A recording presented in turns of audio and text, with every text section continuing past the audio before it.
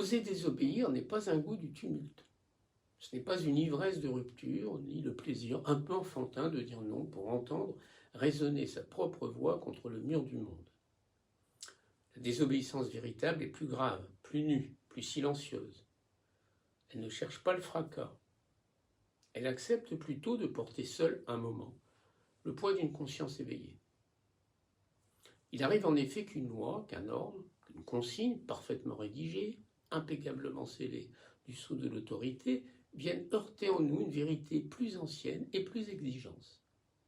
Celle que nous dicte cette petite lumière intérieure que nul décret ne saurait éteindre sans nous diminuer. Il est commode d'obéir. L'obéissance est un manteau déjà taillé, il suffit de s'y glisser. Elle dispense d'examiner, de choisir, parfois même de sentir. On se repose sur la règle, comme le voyageur fatigué s'assied sur une borne.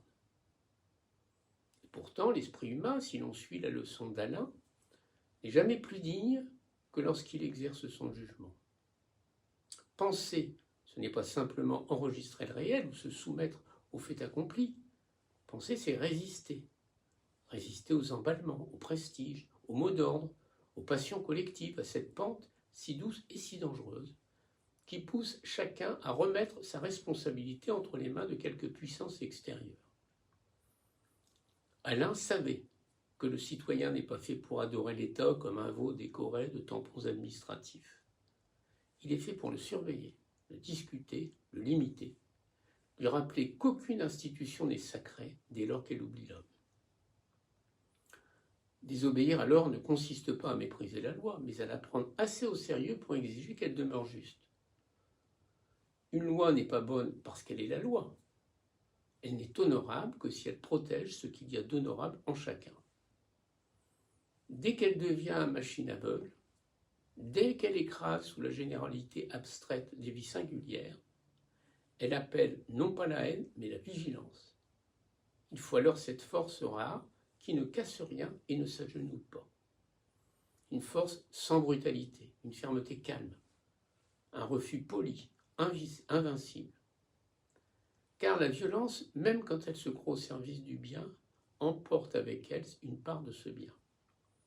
Simplifie tout, elle grossit les contours, elle transforme l'adversaire en monstre et finit par nous faire ressembler à ceux que nous combattons. Celui qui désobéit par violence laisse souvent la colère prendre sa place. Il se venge plus qu'il ne juge. Or, la conscience n'est pas un point, elle est une balance. Elle pèse, elle hésite, elle mesure. Elle sait que l'homme qui ordonne peut être lui-même pris dans des chaînes invisibles, prisonnier de fonctions, de peur, d'habitude, de fidélité mal éclairée. Refuser sans violence, c'est donc sauver en même temps sa propre dignité et celle de l'autre. C'est dire « je ne puis vous suivre, non parce que je vous hais, mais parce que quelque chose en moi m'interdit de traduire ce que je tiens pour humain. »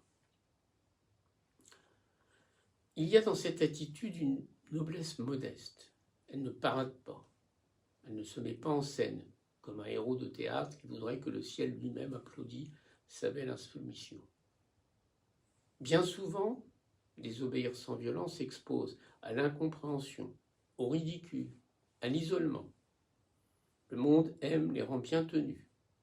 Il trouve suspect celui qui s'écarte, même avec douceur. On pardonne parfois aux rebelles tapageurs parce qu'il distrait. On redoute davantage celui qui refuse en silence parce qu'il oblige chacun à s'interroger. Sa simple existence devient un miroir importun. Il rappelle à ceux qui obéissent que l'obéissance n'est peut-être pas une nécessité mais un choix, ou pire, une démission. Il faut alors beaucoup de courage pour demeurer immobile quand tout pousse à plier. Non le courage flamboyant des statues, mais celui des racines.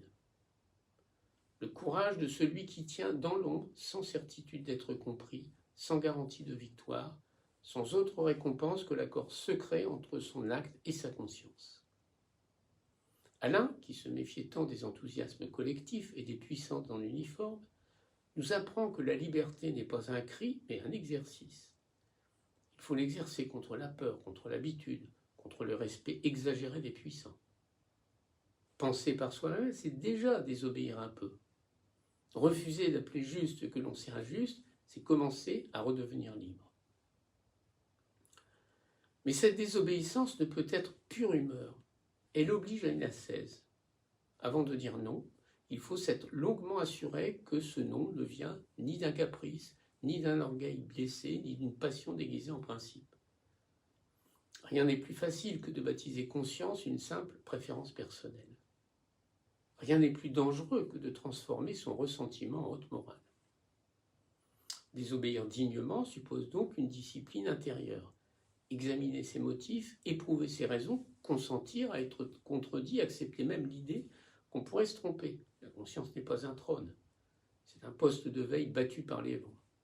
Celui qui y demeure doit avoir l'humilité des guetteurs. Lorsqu'après cet examen, pourtant, l'injonction reste incompatible avec ce que l'on croit juste, alors il faut refuser. Refuser nettement, sans haine et sans détour. Dire non comme on ouvre une fenêtre dans une pièce étouffante. Dire non pour qu'entre à nouveau l'air de l'humain. Il ne s'agit pas de détruire l'ordre, mais d'empêcher qu'il ne devienne idole. Il ne s'agit pas d'humilier l'autorité, mais de lui rappeler sa mesure.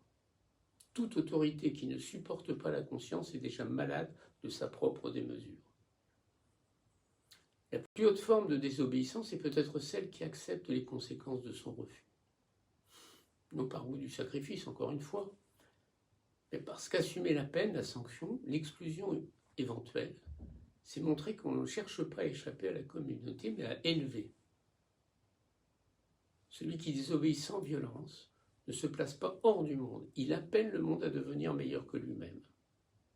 Il ne jette pas la cité dans le feu, il se tient devant elle, comme un témoin fragile et tenace, et lui dit « Tu vaux plus que cet ordre injuste, tu vaux plus que cette loi inhumaine. » Il y a là une espérance profonde, car désobéir sans violence, c'est croire encore que l'homme peut être rejoint par la raison, que la justice peut toucher les cœurs sans passer par la destruction, que l'on peut opposer à la dureté des systèmes non pas une dureté symétrique, mais une patience active, une clarté, une constance. Cela semble faible aux yeux du monde pressé, pourtant.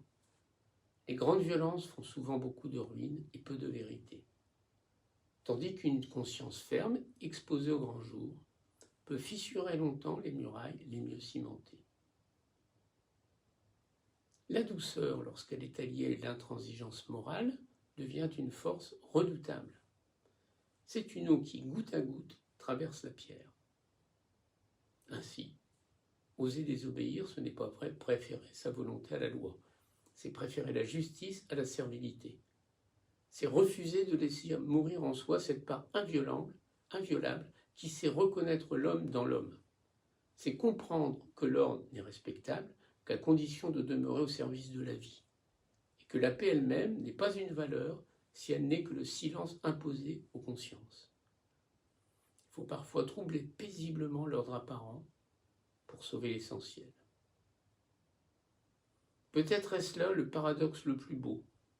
Celui qui désobéit sans violence est souvent au fond le plus fidèle. Fidèle non à la lettre morte, mais à l'esprit vivant.